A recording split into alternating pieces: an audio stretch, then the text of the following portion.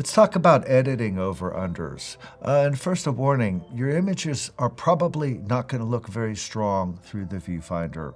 And that's because over-unders, they need work. They need help in the editing suite. On a typical over-under, you might find what we've got here, which is not a very good exposure. The water portion is much too dark, and the upper portion is overexposed.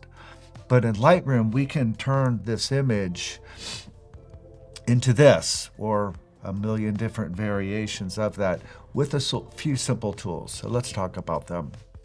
The first tool that will be your kind of go-to for over-unders is going to be to create a mask. In particular, we're going to use the linear gradient mask. The linear gradient was made for horizons, which is kind of what we have going on here. So once I've selected the mask, I'm going to drag it. Now these lines will give us how much fade or how abrupt we want the mask to be. And in this case, we can be pretty abrupt because you can see that the exposure changes very suddenly at the waterline. Well, now since my upper section is selected, all of my controls over here are going to only affect this part of the image, so I'm not touching the under. So since these clouds are a little blown out, I'm going to bring down the exposure a bit.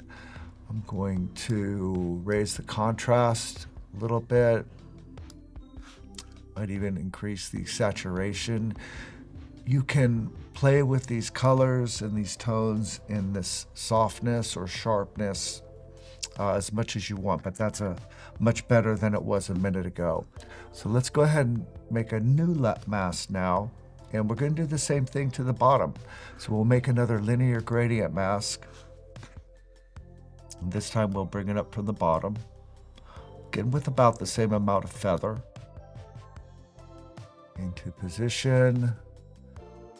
Reorient it a little bit so it matches the waterline. Stretch it out a bit so it's a little more feathered. Now that we jump over here, we're going to, in this case, I'm going to increase the exposure because the sharks were too dark. That's the lower half of my frame. And again, I'll add a little bit of contrast. You can see that there's a little bit of brightness here. So you can reselect your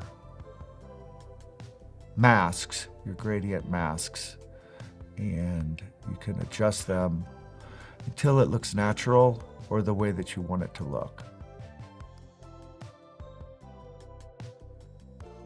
That's pretty good. The other thing I like to do to these circular fisheye images is I like to crop them.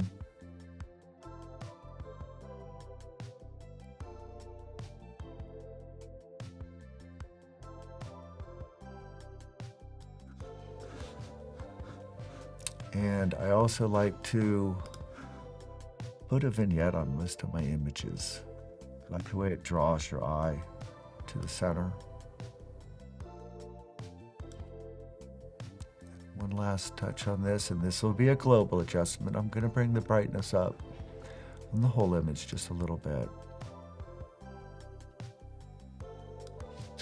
Now, the obvious problem that still exists is all these backscatter particles and even some droplets on the dome. What we generally use for this is the Band-Aid or repair tool.